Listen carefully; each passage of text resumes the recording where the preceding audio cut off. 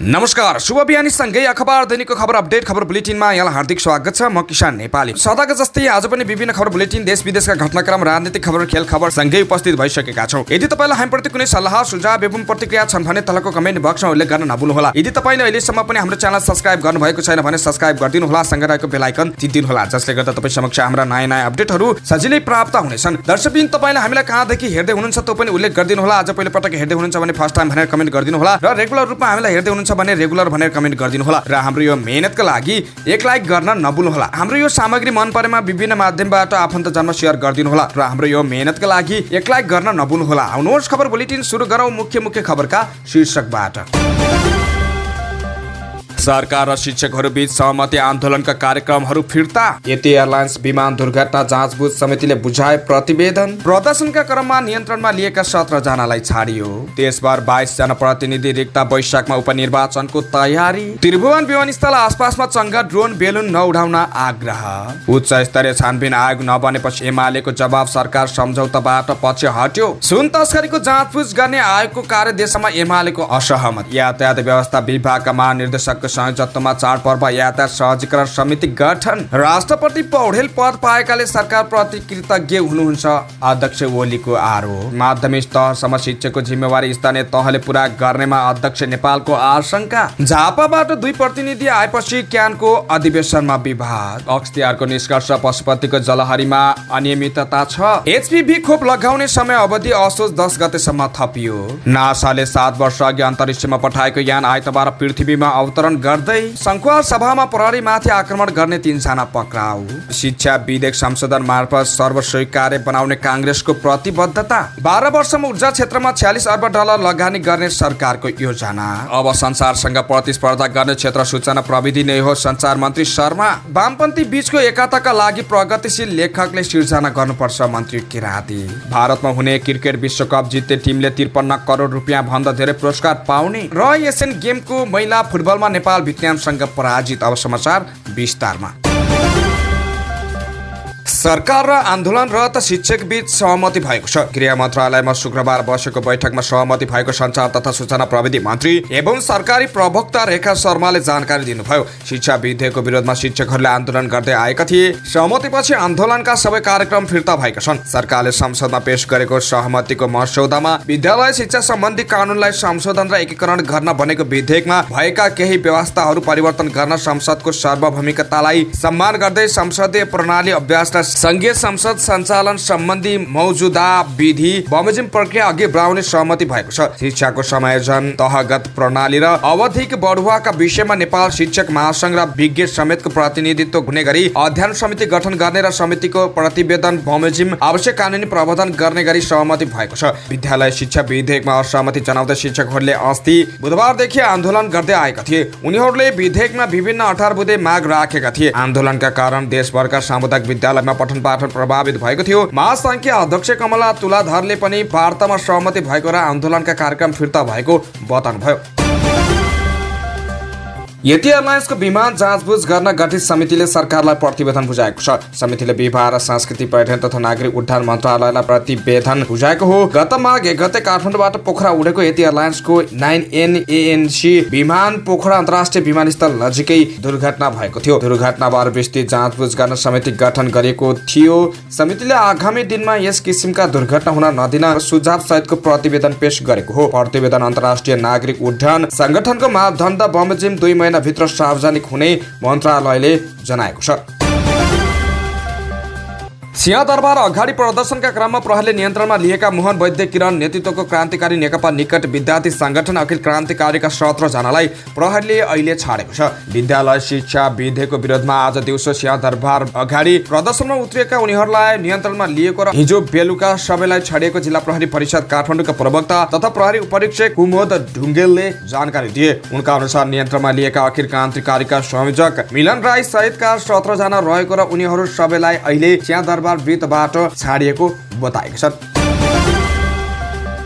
देशभर 22 जनप्रतिनिधि रिक्त रहेको पाइएको छ। निर्वाचन आयोगको अनुसार एक प्रतिनिधि सभा सदस्य र प्रदेश सभा सदस्यको पद रिक्त छ। संविधान सभाका अध्यक्ष सुभाष नेमाङको निधन भएपछि प्रतिनिधि सभा इलाम क्षेत्र नम्बर 1 रिक्त भएको छ। 4 मङ्सिर 2079 मा भएको निर्वाचनमा इलाम 1 बाट नेमाङ निर्वाचित भएका थिए। सुदूरपश्चिम प्रदेश सभा बझाङ निर्वाचित क्षेत्र नम्बर 1 मा उपनिर्वाचन गर्नुपर्नेछ। 4 मङ्सिर 2079 मा भएको चुनावमा यस क्षेत्रबाट निर्वाचित प्रदेश सभा सदस्य पृथ्वी बहादुर सिंहको निधनपछि उक्त पद रिक्त भएको छ। आयोगका प्रवक्ता शालिग्राम पौडेलका अनुसार जिल्ला समन्वय समितिको प्रमुख कैलालीका लागि उपनिर्वाचन गर्नुपर्नेछ। समिति प्रमुख जितेका पदम बहादुर खलिलको निधन भएपछि पद रिक्त भएको हो। बाँकी रिक्त रहेका 19 वटा स्थानीय सरकारका जनप्रतिनिधिहरू हुन्। दैलेखको महाबु गाउँपालिका अध्यक्ष, गौरीशंकर गाउँपालिकाका उपाध्यक्षको उपनिर्वाचन गर्नुपर्नेछ। गत निर्वाचनमा कांग्रेसबाट निर्वाचित महाबुब गाउँपालिका अध्यक्ष लक्ष्मण गुरुङ र दोलखाको गौरीशंकर गाउँपालिकाको उपाध्यक्षमा श्याम सुन्दर तामाङको निधन भएपछि पद रिक्त भएको हो। बाँकी 17 जना वडाध्यक्षको पद रिक्त छ। गढी गाउँपालिका 6 का वडाध्यक्ष, त्रियुगा नगरपालिका 12 को वडाध्यक्ष, ईशानाथ नगरपालिका 7 का वडाध्यक्ष, राजपुर नगरपालिका 7 का वडाध्यक्ष, कीर्तिपुर नगरपालिका 4 का वडाध्यक्ष, ककनी गाउँपालिका 2 का वडाध्यक्षको उपनिर्वाचन गर्नुपर्नेछ। हेटौडा उपमहानगरपालिका 12 का वडाध्यक्ष, गोर्खा नगरपालिका 5 का वडाध्यक्ष, मुसिकोट गाउँपालिका 1 का वडाध्यक्ष, घिमिरे रुन्टीगढी गाउँपालिका 4 का वडाध्यक्ष, ठाकुर बाबा नगरपालिका 4 का वडाध्यक्षमा उपनिर्वाचन गर्नुपर्ने भएको छ।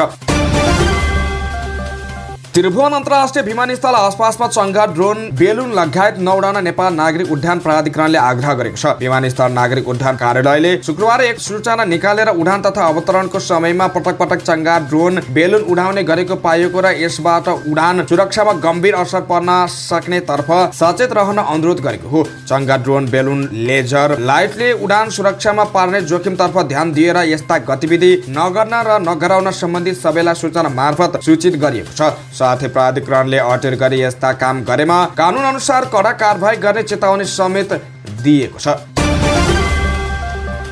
सुन तस्करी प्रकरणबारे अनुसन्धान गर्न असोज 5 गते बन्ने भनिएको उच्चस्तरीय छानबिन आयोग पूर्व सहमति अनुसार बन्न नसकेपछि प्रमुख प्रतिपक्षी दल नेकपा एमाले सरकार सम्झौताबाट पछि हटेको बताएको छ। सुन तस्करी छानबिनका लागि उच्चस्तरीय आयोग बनाउने विषयमा छलफल गर्न शुक्रबार सिंहदरबारमा बसेको बैठक बिना निष्कर्ष सकिएको हो। प्रमुख प्रतिपक्षी दलका सचेतक महेश बर्तोलाले असोज 5 गते उच्चस्तरीय छानबिन आयोग गठन गर्ने र आजबाट काम गर्ने भनी सहमति भएपछि सरकारले उदासीनता देखाएको बताउनुभयो। उहाँले नेकपा एमाले सुन तस्करीको जरासम्म पुग्न चाहेको र निष्पक्ष छानबिन हुनुपर्ने माग गरेको बताउनुभयो। उहाँले आफ्ना वचनप्रति सरकार जवाफदेही नभएको कुरा आज गठन हुन नसकेको उच्चस्तरीय छानबिन आयोगबाट प्रमाणित हुने बताउनुभयो। उहाँले सरकार आजका घटना टार्न सम्झौता गर्ने र सम्झौताको कार्यान्वयन नगर्ने पक्षमा रहेको बताउनुभयो। गत भदौ 6 गते सिआइबीको अनुसन्धान पछि आयोग बनाउने विषयमा संसदका राष्ट्रिय मान्यता प्राप्त दलहरू बीच सहमति जुटेको थियो। सरकारले सुन तस्करी बारे छानबिन गर्न गठन गरिने उच्चस्तरीय जाँचबुझ आयोगको कार्यदिशा बारे प्रमुख दल बीच विवाद देखिएको छ। 6 भदौमा राष्ट्रिय मान्यता प्राप्त दलहरू बीच 5 असोजबाट सुरु हुने गरी आयोग गठन गर्ने सहमति भएको थियो, तर अहिलेसम्म आयोग बनेको छैन। आयोग गठन गरिसक्नु पर्ने दिन उपप्रधान तथा गृहमन्त्री नारायण काजी श्रेष्ठले प्रमुख दलहरूसँग छलफल गरेका छन्। गृह मन्त्रालयमा भएको छलफलमा उनले जाँचबुझ आयोगको कार्यदिशा प्रस्ताव गरेको नेताहरूले बताएका छन्। नेपाली कांग्रेसका प्रमुख सचेतक रमेश लेखक भन्छन्, भदौ 6 गतेका दिन जे सहमति भएको थियो त्यही टिओआर राखौं भन्ने प्रस्ताव राखेको छौं। एमाले नेताले भने त्यसमा सहमति जनाएको छैनन्। एमाले सचेतक महेश बर्तौला अनुसार एमाले छुट्टै प्रस्ताव राखेको छ। हामी सुन तस्करीको जरासम्म पुग्न चाहन्छौं, संलग्नहरूलाई कारबाहीको दायरामा ल्याउन चाहन्छौं। एमाले सरकारकै मन्त्रीहरूमाथि प्रश्न उठाएको भन्दै उनले भने सबै सरल ढंगले जाँचबुझ हुन सक्ने गरी कार्यदिशा बनाउनुपर्छ भन्ने हाम्रो कुरा थियो। यसमा अलिकति सरकारको पक्षको जे अपेक्षा गरेका थियौं त्यही अनुसार नभएको आवाज भएको छ। यद्यपि छलफल जारी रहेकाले आजै सहमति जुटाउन सक्ने उनले बताएका छन्।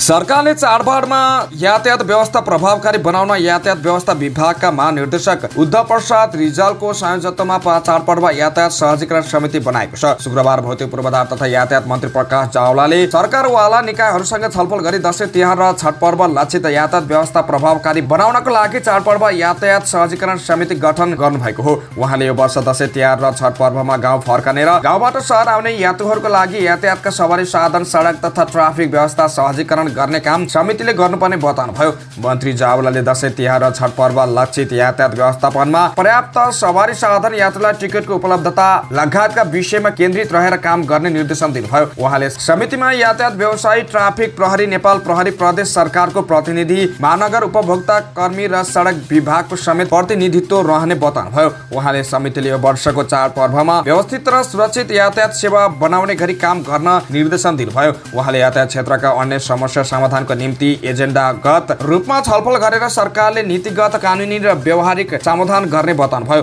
उहाँले सरकारवाला निकायहरूको उद्देश्य चाडपर्वमा यातायात क्षेत्र भद्रको नहोस् भन्ने रहेको भन्दै चाडपर्वमा यात्रुहरूले पीडा भोग्न नपर्ने गरी व्यवस्था गर्न सबै निकाय र यातायात व्यवसायले आफ्नो जिम्मेवारी पूरा गर्न आवश्यक रहेको बताउनुभयो। नेकपा एमालेका अध्यक्ष एवं पूर्व प्रधानमन्त्री केपी शर्मा ओलीले सरकारले अपराधको राजनीतिकरण गरिरहेको टिप्पणी गर्नुभएको छ। अध्यक्ष ओलीले अपराधीलाई माफी दिने काम गरेर सरकारले राजनीतिक अपराधीकरण र अपराधको राजनीतिकरण गरिरहेको जिकिर समेत गर्नुभयो। राष्ट्रपति रामचन्द्र पौडेलले बुढेसकालमा पद पाएकोमा सरकारप्रति कृतज्ञ भएकाले अपराधीको सजाय मिना गर्न सरकारको निर्णय स्वीकार गरेको उहाँको भनाइ थियो। शुक्रबार पार्टीको केन्द्रीय अर्थ तथा योजना विभागले पार्टी केन्द्रीय कार्यालय स्यासलमा आयोजना गरेको कार्यक्रममा बोल्दै अध्यक्ष ओलीले सरकारको ध्यान शान्ति प्रक्रियालाई टुङ्ग्याउने भन्दा पनि हिंसालाई उत्सवको रूपमा मनाउनेतिर रहेको दोहोऱ्याउनुभयो। फागुन 1 गते माओवादी विद्रोहको सुरु भएको दिनलाई सार्वजनिक बिदा दिने सरकारको निर्णय स्मरण गराउँदै उहाँले सरकारले हिंसालाई उत्सवको रूपमा मनाएर शान्ति प्रक्रियालाई टुङ्गोमा पुर्याउने उल्टो बाटो लिएको बताउनुभयो। अध्यक्ष ओलीले सरकारको ध्यान गरिब निवारण, मुलुकको विकास र समृद्धितिर नभएको बताउनुभयो। अध्यक्ष ओलीले सरकारले अपराध कर्ममा लागेकाहरूको मुद्दा फिर्ता लिएको भन्दै आक्रोश समेत व्यक्त गर्नुभयो। नेकपा एकीकृत समाजवादीका अध्यक्ष मातकमा नेपालले शिक्षकको जायज मागहरूलाई सम्बोधन गर्नुपर्ने बताउनु भएको छ। शुक्रबार नेपाल राष्ट्रिय उद्योग व्यवसाय महासंघको दोस्रो राष्ट्रिय सम्मेलनलाई सम्बोधन गर्दै अध्यक्ष नेपालले आन्दोलनरत शिक्षकहरूको उपयुक्त र जायज मागहरूलाई सम्बोधन गर्नुपर्ने बताउनु भएको हो। उहाँले संविधानले माध्यमिक तहसम्मको शिक्षाको जिम्मेवारी स्थानीय तहलाई दिएको भन्दै स्थानीय तहले सो जिम्मेवारी पूरा गर्न सक्नेमा आशंका व्यक्त गर्नुभयो। उहाँले स्थानीय तहले शिक्षण संस्थाको उन्नति र प्रगतिमा भन्दा आफ्ना मान्छेहरूलाई नियुक्ति गर्नका लागि मात्रै प्रयोग गर्ने हो कि भन्ने आशंकाका कारण प्रश्न उठिरहेको बताउनुभयो। यद्यपि संविधानले दिएको अधिकार अहिले नै परिवर्तन गर्न नसकिने उहाँको भनाइ छ। वार्ता र छलफलबाट तत्कालै सम्बोधन गर्न सकिने कुराहरूलाई सम्बोधन गर्नुपर्नेमा उहाँले जोड दिनुभयो। अध्यक्ष नेपालले देशमा संकटको बादलहरू मडारिरहेको बताउनुभयो। उहाँले गठबन्धनमा आबद्ध पार्टी र नेताहरू अनुभवी रहेका भन्दै नेताहरू एक ठाउँमा बसेर छलफल गरेमा समस्यामा समाधान निकाल्न सक्ने बताउनुभयो। उहाँले देशको समस्याको समाधान सबैभन्दा बढी कम्युनिस्ट पार्टीले मात्रै दिन सक्ने उल्लेख गर्नुभयो। कम्युनिस्ट पार्टी सँगै वैज्ञानिक दृष्टिकोण भएको कारण समस्याको समाधान गर्न सक्ने उहाँको भनाइ छ। उहाँले देशलाई समृद्ध बनाउनको लागि पर्यटन प्रवर्धनमा जोड दिनुभयो। त्यसैगरी नेपाली उद्योगी व्यवसायहरूलाई राज्यले प्रोत्साहन गर्नुपर्ने उहाँले बताउनुभयो।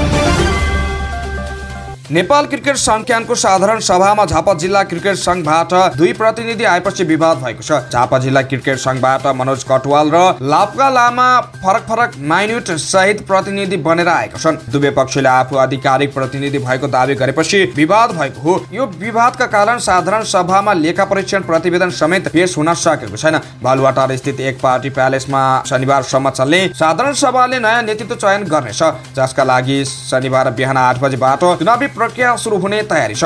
अध्यक्षमा वर्तमान अध्यक्ष चतुर बहादुर चन्द दोहोरिने तयारी छन्। उनी सर्वसम्मत अध्यक्ष हुन चाहेका थिए, तर लुम्बिनी प्रदेशका उपाध्यक्ष विजयराज भण्डारीले पनि अध्यक्षमा उम्मेदवारी घोषणा गरेका छन्। दाङमा एक नव दम्पतिले आफ्नो विवाह खर्च कटाएर विद्यालयमा अक्षय कोष स्थापना गरेका छन्। दाङको बङ्गला चुले गाउँपालिका वडा नम्बर 1 छिउजाका गणेश विश्वकर्मा र पवित्र राईले विवाहको उपलक्ष्यमा श्री महेन्द्र माध्यमिक विद्यालय छिउजामा 50,000 राशिको अक्षय कोष स्थापना गर्नुभएको हो। विद्यालयको वार्षिक परीक्षामा सर्वोत्कृष्ट हुने एक जना छात्र छात्रालाई प्रत्येक वर्ष जैनदार छात्रवृत्ति प्रदान गर्ने उद्देश्यका साथ आफूहरूले अक्षय कोषको स्थापना गरेको उनीहरूले बताएका छन्। विवाहमा हुने खर्च कटौती गरेर पवित्र वैवाहिक अक्षय कोष स्थापना गरिएको विश्वकर्माले बताउनुभयो। उनीहरूले दाङ जिल्ला अस्पतालबाट अदालती विवाह गरेका हुन्। अक्सियार दुरुपयोग अनुसन्धान आयोगको अनुसन्धान टोलीले पशुपतिनाथ मन्दिरमा सुनको जलहरी राख्ने क्रममा अनियमितता भएको निष्कर्ष निकालेको छ।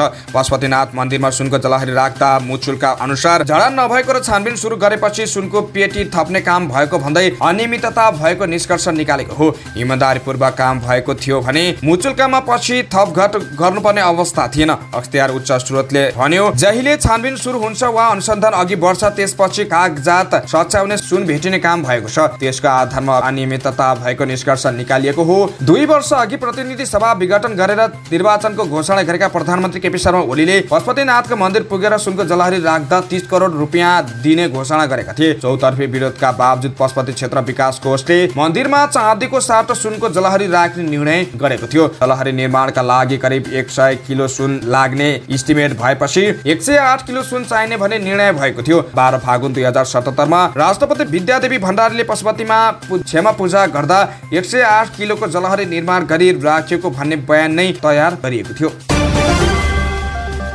पाठेघरको मुखको क्यान्सर विरुद्ध खोप HPV अभियानको समय अवधि दोस्रो पटक थप गरिएको छ। किशोरीलाई लगाइने HPV अभियानमा अझै लक्षित किशोरीहरूको 50% ले खोप लगाउन बाँकी रहेकाले 5 दिन समय थपिएको स्वास्थ्य सेवा विभाग परिवार कल्याण महाशाखा अन्तर्गतको खोप शाखा प्रमुख डाक्टर अभियान गौतमले जानकारी दिए। अब असोज 6 गते शनिबारदेखि 10 गते बुधबारसम्म सम्बन्धित खोप केन्द्रबाट खोप लगाउन पाइनेछ।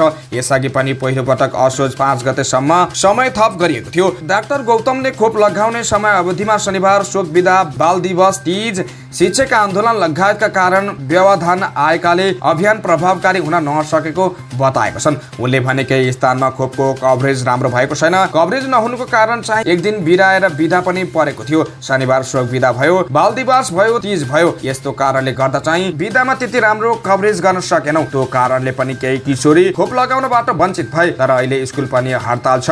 स्कुलबाट आउने बच्चाहरूलाई पनि अलिक अप्ठ्यारो भएको छ। यावत कारणले हामीले 5 दिन फेरि थप गर्ने निर्णय गरेका छौं। 5 दिनसम्म सम्भवतः सबै जिल्लामा सबै प्रदेशको ठाउँमा नहुन पनि सक्छ। कुनै ठाउँमा छिटै खोप सकिन पनि सक्छ। देशभर 14 वर्ष नागेका 15 वर्ष नपुगेका किशोरहरूको संख्या 3.5 लाख रहेको छ। ती मध्ये डेमोन्स्ट्रेसन नमुना स्वरूप स्वास्थ्य तथा जनसंख्या मन्त्रालयले 9,919 किशोरीलाई खोप लगाउने लक्ष्य लिएको थियो। अमेरिकी अन्तर्राष्ट्रिय निकाय नासाले सन् 2016 को सेप्टेम्बरमा पठाएका अन्तरिक्ष यान एउटा क्षुद्र ग्रहबाट नमुना लिएर पृथ्वीतर्फ फर्किएको छ। ओसिरिस रिक्स मिसन नामको अन्तरिक्ष यान आइतबार पृथ्वीको वायुमण्डलमा प्रवेश गर्ने नासालाई उद्धृत गर्दै CNN ले जनाएको छ। यान अमेरिकाको उटाह राज्यको पश्चिमी मरुभूमिमा अवतरण हुनेछ। आइतबार स्थानीय समय अनुसार 6:42 मा अवतरण हुने नासाको अनुमान छ। अवतरण सफल भएमा यो नासाको विशेष सफलता हुनेछ। यानको क्याप्सुलमा बेन्नु नामको क्षुद्र ग्रहबाट संकलन गरेको धुलोको नमुना छ। झन्डै 500 मिटर अग्लो पहाड आकारको अन्तरिक्ष चट्टान बेन्नुले पृथ्वी र जीवनको अस्तित्व बारे थप नयाँ कुरा सतहमा ल्याउने नासाको विश्वास छ। सन् 2016 को सेप्टेम्बर 8 मा प्रक्षेपण भएको ओसिरिस रेक्स मिसन सन् 2018 मा बेन्नुको अक्षमा पुगेको थियो। 2 वर्ष बेन्नुको परिक्रमा गरेको यानले सन् 2020 को अक्टोबर 20 मा नमुना संकलन गरेको थियो।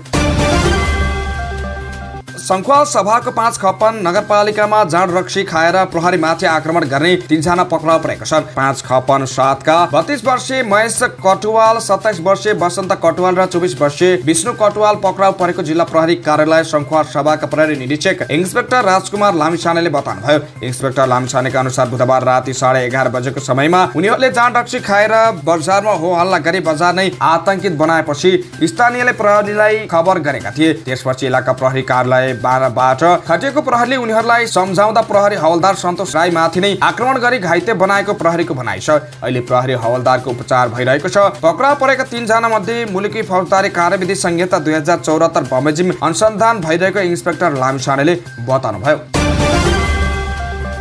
नेपाली कांग्रेसले संसदमा दर्ता भएको विधेयकलाई सर्वस्वीकार्य हुने संशोधन गर्ने प्रतिबद्धता जनाएको छ। शिक्षा विधेयक विरुद्ध शिक्षक महासंघले गरेको तेस्रो दिनको आन्दोलन चलिरहँदा कांग्रेसले केन्द्रीय समितिको निर्णयबाट सरकारवालाहरूलाई परिमार्जन गर्ने आश्वस्त पारेको छ। विद्यालय शिक्षाको गुणस्तर अभिवृद्धि गर्ने लगायतका संविधानको मर्मलाई आत्मसात गर्न नसकेको कांग्रेसको ठहर छ। पार्टी बैठकको विचार शिक्षक महासंघको आन्दोलन प्रति चासो देखाउँदै कांग्रेसले केन्द्रीय समितिको बैठक सकिनु अघि नै उक्त विषयमा निर्णय सार्वजनिक गरेको छ। बैठकको निर्णय सुनाउँदै महामन्त्री विश्वप्रकाश शर्माले विद्यालय शिक्षक र कर्मचारीहरूको जायज र उपयुक्त मागलाई सम्बोधन गर्न विधेयकले नसकेको बताएका थिए। यो विधेयकलाई ऐन बनाउँदा यसमा परिमार्जन संशोधन गर्नुपर्ने विषयहरू धेरै छन्। महामन्त्री शर्माले भने संसदमा दर्ता भएको विधेयकलाई संसदीय प्रक्रियाबाट नै आवश्यक संशोधन र परिमार्जनका माध्यमबाट सर्वस्वीकार्य बनाउने प्रतिबद्धता जाहेर गर्दछौँ। अस्तिदेखि जारी केन्द्रीय समिति बैठकमा बोल्ने सबैजसो केन्द्रीय सदस्यले शिक्षकहरूको आन्दोलनका सम्बन्धमा धारणा राखेका थिए।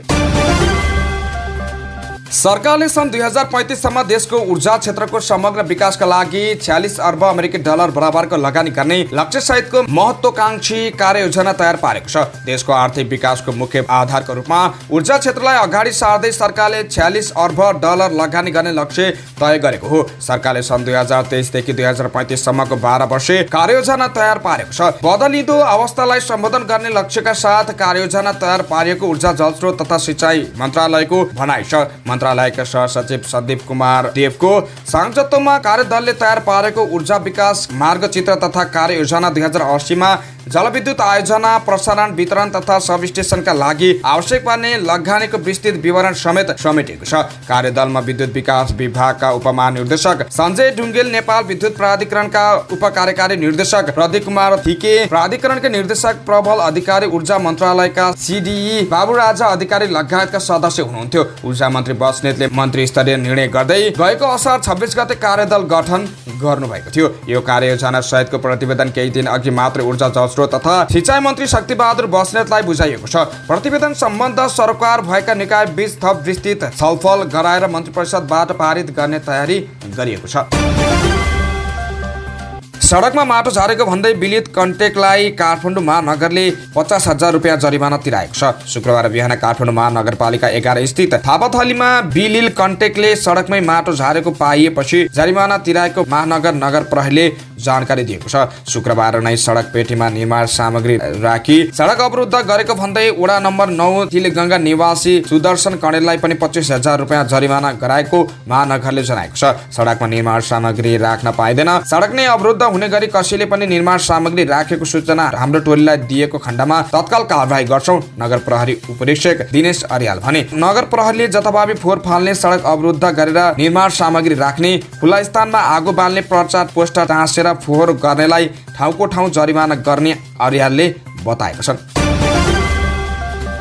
सञ्चार तथा सूचना प्रविधि मन्त्री रेखा शर्माले संस्थाहरूसँग प्रतिस्पर्धा गर्ने क्षेत्र सूचना तथा सञ्चार प्रविधि भएकाले सबै सरकारवालाको ध्यान सूचना प्रविधिको विकासमा हुनुपर्ने बताएका छन्। शुक्रबार युनियन अफ आइसिटिएस प्रोफेसनल नेपालले आयोजना गरेको नेपालमा दिगो रोजगारी आर्थिक वृद्धिका लागि सञ्चार क्षेत्रको सुदृढीकरण विषयक सामाजिक सद्भावका अवसरमा उनले सूचना प्रविधिको विकासका लागि सरकार र निजी क्षेत्र सँगसँगै अगाडि बढ्नुपर्नेमा जोड दिइन्। सूचना तथा सञ्चार प्रविधिको विकासका लागि सरकारले नीति कानुन र पूर्वाधार निर्माणका क्षेत्रमा काम गर्ने उल्लेख गर्दै उनले निजी क्षेत्रले लगानी बढाउनु पर्ने बताइन्। सरकारले चालु आर्थिक वर्षको बजेटबाटै आत्मनिर्भर अर्थतन्त्रको आधार स्वदेशमै उत्पादन र रोजगार भन्ने नाराका साथ सूचना प्रविधि क्षेत्रलाई पनि समेटेर सबै स्थानीय तहमा राष्ट्रिय उत्पादन र रोजगार प्रवर्धन कार्यक्रम सञ्चालन गर्ने घोषणा गरिसकेको छ। उनले भने मन्त्री शर्माले सूचना प्रविधिमा आधारित उत्पादन वृद्धि र रोजगार प्रवर्धनका लागि संघीय सरकारले कानुन पूर्वाधार र जनशक्ति उत्पादनमा ध्यान केन्द्रित भएको भन्दै प्रदेश र स्थानीय तहलाई पनि यसका लागि मन्त्रालयले प्रोत्साहन गरिरहेको बताएका छन्।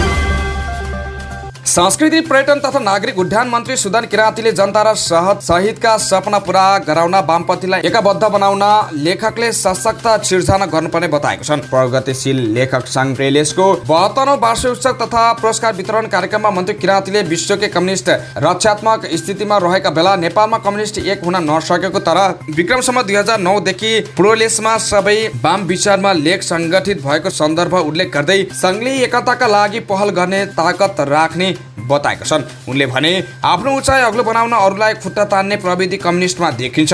यो प्रविधिले समाजवादको सपना पूरा हुँदैन। लेखकले सशक्त रचनाका माध्यमबाट यस्ता गलत संस्कृतिको चिरफार गर्नुपर्छ। उनले सामाजिक संस्कृतिको उजागर गर्दै वैचारिक अभियानलाई निरन्तर अघि बढाउन प्रलेसलाई आग्रह गरे। कार्यक्रममा मन्त्री किराँतीले रु 25,100 राशिको प्रलेस श्याम प्रसाद स्मृति पुरस्कार कवि कुन्ता शर्मालाई प्रदान गरे। त्यस्तै रु 20,100 राशिको प्रलेस प्रतिभा पुरस्कार नरेश भण्डारीलाई लामिछानेलाई रु 11,000 राशिको बाल साहित्य पुरस्कार राज्य डाक्टर कपिल लामिछानेलाई र 10,100 राशिको प्रलेश साहित्य पुरस्कार गुरुप्रसाद कुमाल बुलबुललाई दिएका छन्। सो अवसरमा प्रलेशको 28औं विशेष अङ्कको विमोचन गरिएको थियो।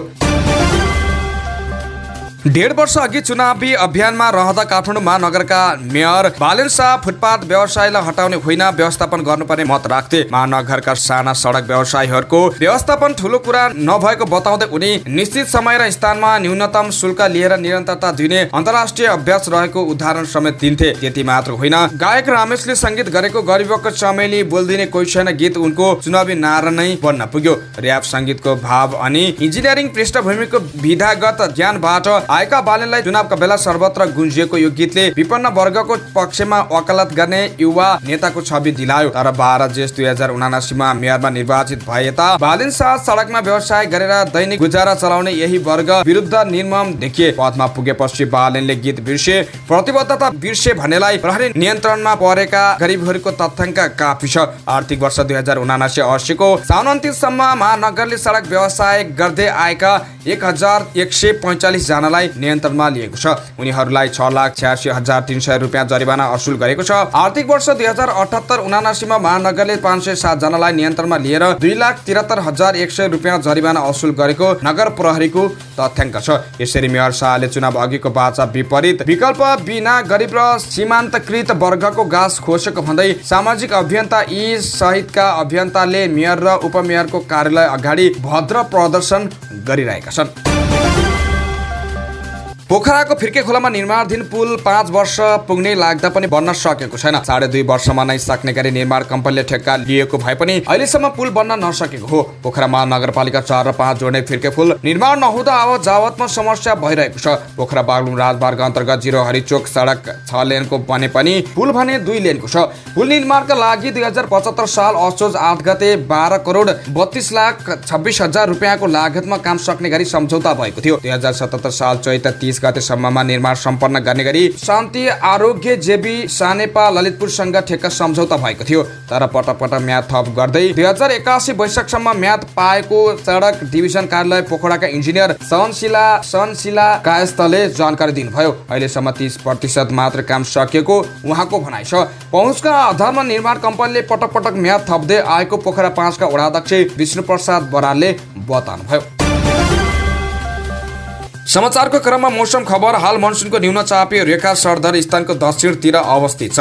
साथै झारखण्ड आसपासमा रहेको न्यून चापीय क्षेत्रको प्रभाव रहेको छ। हाल देशभर आंशिकदेखि सामान्य बदली रही गण्डकी र लुम्बिनी प्रदेशका केही साथै कोशी कर्णाली र सुदूरपश्चिम प्रदेशका 1-2 स्थानमा मेघगर्जन चट्टाङ सहित हल्कादेखि मध्यम वर्षा भइरहेको छ। दिउँसो देशभर आंशिकदेखि सामान्य बदली रहेको छ। कोशी मधेस बागमती गण्डकी र लुम्बिनी प्रदेशका केही स्थानमा र बाँकी प्रदेशका थोरै स्थानमा मेघगर्जन चट्टाङ सहित हल्कादेखि मध्यम वर्षाको सम्भावना रहेको छ। कोशी र गण्डकी प्रदेशको 1-2 स्थानमा भारी वर्षाको सम्भावना रहेको छ। मधेस र कोशी प्रदेशको तराई भूभागमा 1-2 स्थानमा हावाहुरीको सम्भावना रहेको छ। राति कोशी मधेस बागमती र गण्डकी प्रदेशमा सामान्य बदली र बाँकी भूभागमा आंशिक बदली रहनेछ। कोशी मधेस बागमती र गण्डकी प्रदेशका केही स्थानहरूमा र बाँकी प्रदेशका थोरै स्थानहरूमा मेघगर्जन चट्टाङ सहित हल्कादेखि मध्यम वर्षाको सम्भावना रहेको छ। कोशी र मधेस प्रदेशको 1-2 स्थानमा मेघगर्जन चट्टाङ सहित भारी वर्षाको सम्भावना रहेको छ। अन्तर्राष्ट्रिय क्रिकेट परिषद आईसीसीले भारतमा हुने क्रिकेट विश्वकपका लागि पुरस्कार रकम घोषणा गरेको छ। आईसीसीले विजेता टिम र अन्य टिमले पाउने पुरस्कार राशिको घोषणा गरेको हो। आईसीसीका अनुसार विजेता टिमले ट्रफीसँगै 40 लाख अमेरिकी डलर 53 करोड रुपियाँ भन्दा धेरै पाउनेछन्। यस्तै उपविजेता टिमले 20 लाख डलर पाउनेछन्। यसैगरी प्रतियोगिताको सेमिफाइनलमा पुगेर पराजित हुने 2वटा टिमले 8-8 लाख डलर पाउनेछन्। समूह चरणबाट बाहिरिने 6 टिम मध्ये हरेकले 1 लाख डलर पाउने आईसीसीले जनाएको छ। यस्तै समूह चरणको खेल जित्ने टिमले हरेक खेल बापत 40 लाख डलर पाउनेछन्। यो प्रतियोगिताको क्रममा कुल 1 करोड डलर बराबरको पुरस्कार राशि बाँडिने आईसीसीले जनाएको छ। क्रिकेट विश्वकपको 13औं संस्करणको प्रतियोगितामा 10 टिम सहभागी हुँदैछन्। यो प्रतियोगिताको फाइनल खेल अहमदाबादको नरेन्द्र मोदी स्टेडियममा हुनेछ। आईसीसी क्रिकेट विश्वकप 2023 को आयोजनाका लागि भारतले तयारी सकिसकेको छ। 46 दिनसम्म चल्ने प्रतियोगिता अक्टोबर 5 मा सुरु हुनेछ भने फाइनल खेल नोभेम्बर 19 मा हुनेछ। प्रतियोगिता भारतको 10 वटा शहरको स्टेडियममा हुनेछ।